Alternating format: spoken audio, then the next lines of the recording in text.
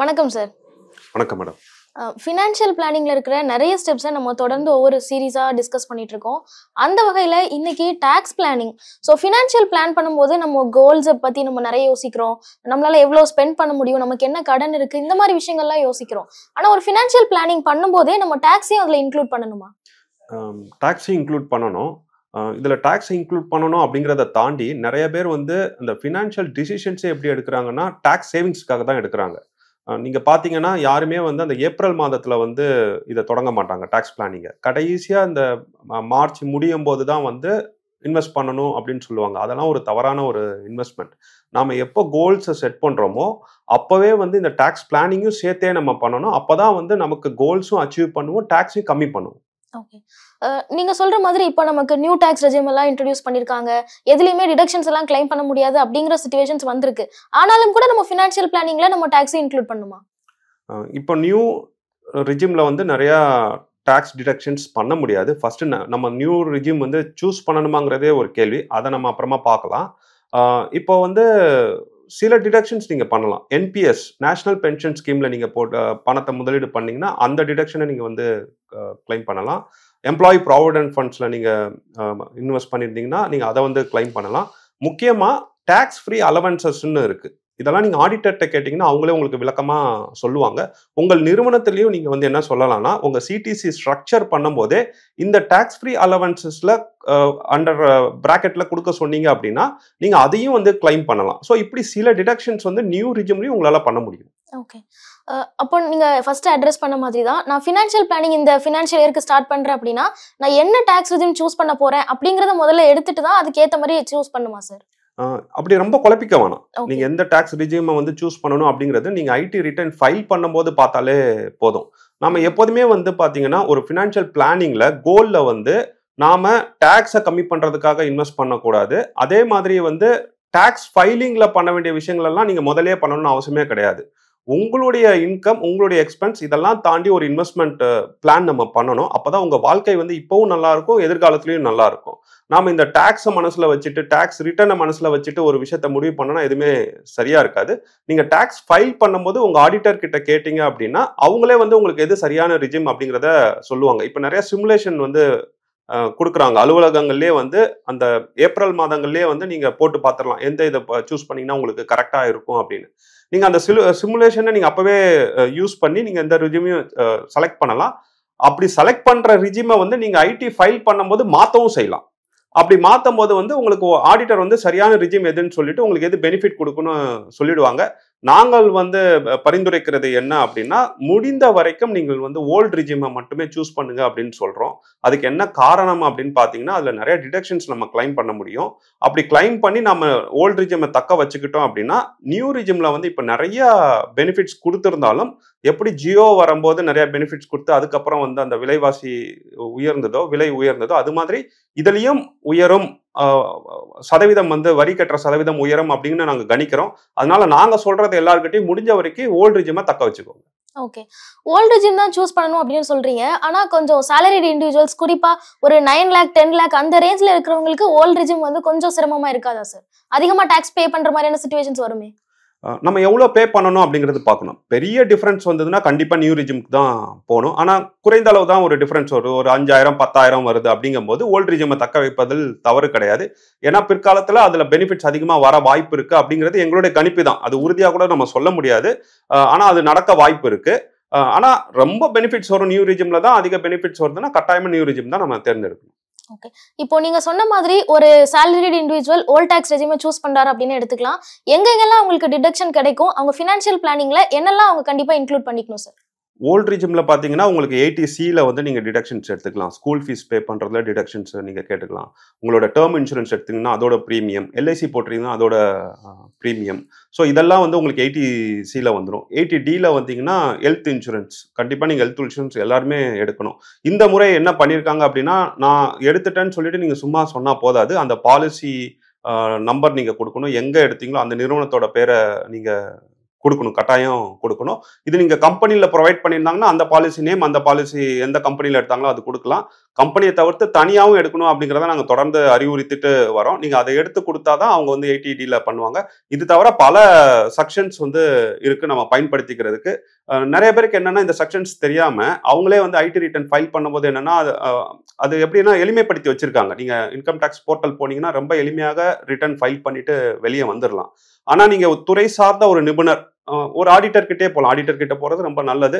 அது இல்லாம நிறைய பேரும் வந்து ஐடி ரிட்டர்ன் ஃபைல் பண்ணி கொடுக்குறாங்க. நீங்க அவங்களையும் அணுகலாம். அவங்களுக்கு நிறைய செக்ஷன்ஸ் தெரியும். இப்போ நான் உங்களுக்கு எல்லாருக்கும் தெரிஞ்ச 80C 80D சொன்னேன். இதை தவிர்த்து பல செக்ஷன்ஸ் இருக்கு.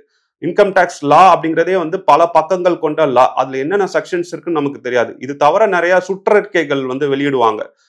அப்பப்போ ரூல்ஸ் சேஞ்ச் பண்ணுவாங்க. இதெல்லாம் அந்த துறை சார்ந்தவங்கள்கிட்ட தான் அவங்களுக்கு தான் நல்லாவே தெரியும். ஸோ நாம வந்து இன்கம் டேக்ஸ் ரிட்டர்ன் வந்து நாமளே ஃபைல் பண்ணுவதை விட இவர்களிடம் போனோம் அப்படின்னா பல செக்ஷன்ஸ்களை பயன்படுத்தி நமக்கு வந்து வரிகளை வந்து திரும்ப பெற்றுக் கொடுப்பதற்கு வாய்ப்புகள் இருக்கு. ஓகே, நீங்க சொன்ன மாதிரி ஒரு சேலரிடு இண்டிவிஜுவல் ஒரு ஓல்ட் டாக்ஸ் ரெஜிமை தான் சூஸ் பண்றாங்க அப்படின்னு வச்சுப்போம். எனக்கு டிடக்ஷன் கிடைக்கும் அப்படிங்கிறதுக்காகவே நான் ஒரு என்பிஎஸ்ஓ இல்ல மற்ற ஃபினான்ஷியல் ஆப்ஷன்ஸை நான் சூஸ் பண்றது, என்னோட ஃபினான்ஷியல் டெசிஷன்ஸ் எடுக்கிறது கரெக்டா இருக்குமா? தவறான ஒரு விஷயம். நம்ம எப்போதுமே டிடக்ஷனுக்காக நம்ம வந்து ஒரு முதலீட்டை வந்து தேர்ந்தெடுக்க கூடாது. நான் பல பேர்கிட்ட கேட்டிருக்கேன். அவங்க வந்து ஹவுசிங் லோன் வாங்கி வீடு கட்டியிருப்பாங்க. எதுக்கு இதை எடுத்தீங்க அப்படின்னா எனக்கு இதுல டிடக்ஷன்ஸ் கிடைக்குது, அதனால நான் எடுத்தேன் அப்படின்னு சொல்லுவாங்க. ஸோ அந்த மாதிரி எடுக்கும்போது என்ன ஆகும்னா நம்மளுடைய நீண்ட கால கோல்ஸ் வந்து தடைப்படும். ஏன்னா இதுல வீடு வாங்குறது அப்படிங்கிறது வந்து பாத்தீங்கன்னா நமக்கு பெரிய அளவுல வளர்ச்சி கொடுக்க போறது கிடையாது. ஆனா அது தெரியாம இந்த குறுகிய கால பலனுக்காக பலரும் ஒரு தப்பான முடிவு எடுக்கிறாங்க. தயவு செஞ்சு டிடக்ஷனுக்காக நீங்க எந்த ஒரு முதலீடுகளும் செய்யாதீங்க. ஓகே, சேலரிட் இண்டிவிஜுவல் பத்தி நம்ம பேசிட்டு இருக்கோம். இன்னொரு பக்கம் ஃப்ரீலான்சர்ஸ் இல்ல இந்த ஸ்விக்கி ஜொமேட்டோ ஓட்டுற மாதிரியான கிக் ஒர்க்கர்ஸ் எல்லாம் இருக்காங்க. இவங்களுக்கும் அவங்களோட ஃபினான்ஷியல் பிளானிங்ல இந்த டாக்ஸை பத்தி நம்ம அட்ரஸ் பண்ணணுமா? ஏன்னா இவங்களுக்கு எல்லாம் டிடிஎஸ் மாதிரி பிடிக்கிறாங்க. ஸோ அவங்க எப்படி இதை ஹேண்டில் பண்ணும் சார்? டிடிஎஸ் மாதிரி பிடிக்கிறது வந்து நம்ம இன்கம் டேக்ஸ் ரிட்டர்ன் ஃபைல் பண்ணும்போது திருப்பி வாங்கிடலாம். இதை வந்து பலருக்கும் தெரிவது கிடையாது. எங்களோட கிளைண்ட் ஒருத்தவங்க அவங்களுக்கு வந்து ரெண்டல் இன்கம் மட்டும்தான் ஒரே வருமானம். அவங்க வந்து ஒரு பெரிய வங்கிக்கு வந்து அந்த இடத்தை வந்து வாடகைக்கு விட்டு இருக்காங்க. அங்க டிடிஎஸ் பிடிச்சிருக்காங்க. ஆனா இவர்களுக்கு வந்து நமக்கு எல்லாருமே அவங்கள மட்டும் நம்ம சொல்ல முடியாது. பலருக்கும் வந்து வருமான வரி தாக்கல் அப்படின்னாலே நாம தான் வரி கட்டணும் அப்படின்னு நினைச்சிட்டு இருக்காங்க. அப்படி கிடையவே கிடையாது. நாம கட்டாட்டாலும் நம்மளோட வரியை ஏற்கனவே வந்து வேற யாரோ கட்டியிருப்பாங்க. நம்ம சார்பா நம்மளோட பணத்தை எடுத்து அவங்களே கட்டியிருப்பாங்க. அப்ப அந்த வரியை வந்து நம்ம திரும்ப வாங்க வேண்டிய பொறுப்பு நம்ம கிட்ட தான் இருக்கு. நான் சொன்ன கிளைண்ட் வந்து பாத்தீங்க அப்படின்னா அவங்க டிடிஎஸ் டிடக்ட் பண்ணிருக்காங்க. இது வரைக்கும் இன்கம் டேக்ஸ் ஃபைல் பண்ணதே இல்லை. அதனால அந்த பணம் அவர்களுக்கு திரும்பி வரவே இல்லை. எங்க கிட்ட வந்ததுக்கு அப்புறம் நாங்க அவங்களுக்கு இன்கம் டேக்ஸ் ஃபைல் பண்ணி கொடுத்ததுக்கு அப்புறம் இந்த வருடம் மட்டுமே அவங்க கிட்டத்தட்ட 3 லட்சம் ரூபாய் திரும்ப பெற்றிருக்காங்க. ஸோ அறியாமையால் இவ்வளவு பெரிய பணங்களை வந்து மக்கள் வந்து விட்டுட்டு இருக்காங்க. இது வந்து நீங்க சொன்ன மாதிரியான ஊழியர்களுக்கும் பொருந்தும். அவங்க வந்து என்ன நினைச்சுப்பாங்க, நம்ம சம்பளமே கம்மியா தான் வாங்குறோம், நாம என்ன வருமான வரியா கட்ட போறோம் அப்படின்னு நினைச்சிட்டு இருப்பாங்க. ஆனா உங்களுக்கே தெரியாமல் உங்களோட முதலாளி வந்து வருமான வரியை உங்களுடைய சம்பளத்துல இருந்து பிடிச்சு ஏற்கனவே கட்டி வச்சிருப்பாங்க. நீங்க அதை திரும்ப பெறணும். இன்னொரு கேஸ் ஸ்டடி பாத்தீங்கன்னா பேங்க்ல வந்து இன்ட்ரெஸ்ட் வரும். அந்த இன்ட்ரெஸ்ட்டுக்கு வரி பேங்க் ஏற்கனவே பிடிச்சி வச்சிருப்பாங்க. நீங்க வருமான வரி தாக்கல் செய்தால் மட்டும்தான் உங்ககிட்ட இருந்து பிடிச்சி வச்ச பணத்தை திருப்பி நீங்க பெற முடியும். ஸோ இது வந்து பலருக்கும் தெரியாத ஒரு விஷயம். ஓகே, இந்த மாதிரி நிறைய மக்கள் செய்யற தவறுகள் எல்லாம் சொல்றீங்க. பொதுவாவே நான் எவ்வளவு சம்பளம் வாங்குறேன் இல்ல என்ன ஸ்லாப்ல இருக்கேன் அப்படின்னா நான் கண்டிப்பா இன்கம் டாக்ஸ் ரிட்டர்ன் ஃபைல் பண்ணியே ஆகணும் சார். மறுபடியும் சொல்றேன், இன்கம் டேக்ஸ் ஃபைல் பண்றது அப்படிங்கிறது வந்து சம்பளத்தோட தொடர்புடையது கிடையாது. ஏன்னா நான் போன கேள்விக்கு பதிலே அதான் சொன்னேன். ஸ்விக்கி சொமேட்டோல இருப்பவர்கள் என்ன நினைச்சுக்கிறாங்கன்னா வருமான வரிக்கு நமக்கும் சம்பளம் தான் கிடையாது, ஏன்னா நம்ம குறைந்த அளவு தான் சம்பாதிக்கிறோம் அப்படின்னு நினைச்சுக்கிறாங்க. அப்படி கிடையவே கிடையாது. எல்லாருமே வருமான வரி தாக்கல் செய்ய வேண்டும், irrespective ஆஃப் their salary. அவங்க ஏன் அப்படின்னா வருமான வரி தாக்கல் செய்தால்தான் உங்களுக்கு பலன்கள் நிறைய கிடைக்கும். நீங்க ஒரு இடத்துல கடன் வாங்க போறீங்கன்னா உங்களுக்கு கடன்கள் எளிமையாக கிடைக்கும். நீங்க வெளிநாடுகளுக்கு போக முயற்சி பண்றீங்கன்னா விசா வந்து உங்களுக்கு எளிமையாக கிடைக்கும். உங்களுடைய அடையாளத்துக்கான ஒரு சான்றாக கூட இந்த வருமான வரிய தாக்கலை வந்து பலரும் பாக்குறாங்க. அதனால சம்பாதிப்பவர்கள் வீட்டில் இருக்கும் ஹவுஸ் ஒய்ஃப் அவங்களுக்கு ஏதாவது பேங்க் அக்கௌண்ட் இருந்ததுன்னா அதை ஏன்னா அது நீங்க வருமான வரி தாக்கலே செய்யலன்னு வச்சுக்கோங்களேன், அவங்க அக்கௌண்ட்ல இருக்கிற இன்ட்ரெஸ்ட்ல வந்து வரி பிடிச்சிருப்பாங்க. அந்த வரியை நீங்க திரும்பி வாங்கவே முடியாது. நீங்க அதனால வருமான வரி தாக்கல் செய்யும் போதுதான் உங்களுடைய பணம்லாம் யாரெல்லாம் பிடிச்சிருக்காங்களாவது உங்களுக்கு தெரியும். அதனால இதுக்கு நீங்க குறிப்பிட்ட சம்பளம் வந்ததுக்கு அப்புறம் தான் வருமான வரி தாக்கல் செய்யணும் அப்படி அவசியமே கிடையாது. எல்லாருமே வருமான வரி தாக்கல் செய்யலாம். இப்போ சமீபத்தில் ஒரு நிறுவனம் கூட 24 ரூபா கொடுத்தா நாங்க வருமான வரி தாக்கல் செய்யறோம் அப்படின்னு சொல்லியிருக்காங்க. ஸோ ஒரு எக்ஸ்பர்ட்டை வந்து நீங்க அணுகுங்க, அவங்க கண்டிப்பா உங்களுக்கு நல்லதை கொடுப்பாங்க. சார் அப்போ நீங்க சொல்றதை பார்க்கும்போது எனக்கு வருமானமே இல்லை, நான் ஒரு ஹவுஸ் ஒய்ஃபா தான் இருக்கேன், ஆனாலும் பேங்க் டிரான்சாக்ஷன்ஸ் பேங்க்ல வந்து நான் எஃப்டி எல்லாம் போட்டு வச்சிருக்கேன் அப்படின்னா கூட அவங்க வருமான வரி தாக்கல் செய்யணும்னு சொல்றீங்களா? கட்டாயம் செய்யணும். ஏன்னா உங்களுடைய இன்ட்ரெஸ்ட்டுக்கு வந்து டிடிஎஸ் பிடிக்கப்பட்டிருக்கும். அது குறைந்த டிடிஎஸ்ஸாக இருக்கலாம். சில நேரங்களில் வந்து வீட்டு பெண்கள் பேர்ல தான் வந்து அதிக பணங்கள் வந்து முதலீடு செய்யப்பட்டிருக்கு. குறிப்பாக எஃப்டியில் முதலீடு செய்யப்பட்டிருக்கு, இல்லைன்னா சேவிங்ஸ் அக்கௌண்ட்ல வச்சிருக்காங்க. அப்போ அதுக்கு வந்து குவார்டர்லி ஒன்ஸ் நமக்கு வந்து இன்ட்ரெஸ்ட் வரும்போது அது வந்து பிடித்தம் செய்யப்படும், டிடிஎஸ் பிடித்தம் செய்யப்படும். இதை வந்து பலரும் கவனிக்காம விட்டுடுறாங்க. நீங்க வருமான வரி தாக்கல் செய்யும் போது தான் அந்த பணத்தை வந்து திரும்ப பெற முடியும். ஸோ இதில் கொஞ்சம் கவனமா இருங்க. பங்குச்சந்தை, ரியல் எஸ்டேட், தங்கம் அப்படின்னு நீங்க முதலீடு செய்யறதுக்கு நிறைய வாய்ப்புகள் இருக்கு. ஆனா உங்களோட கோல்க்கு ஏத்த மாதிரி எப்போ இதுல முதலீடு செய்யறதுன்னு குழப்பமா இருக்கா?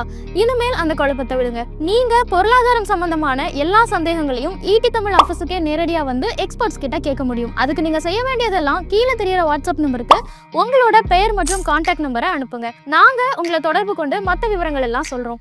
இல்ல என்னால ஈடி தமிழ் ஆஃபீஸுக்கு நேரடியா வர முடியாது அப்படின்னு நினைச்சீங்கன்னா உங்களோட சந்தேகங்களை ஒரு வாய்ஸ் நோட்டாவோ இல்ல வீடியோவோ ரெக்கார்ட் பண்ணி கீழே தெரியற வாட்ஸ்அப் நம்பருக்கு அனுப்புங்க.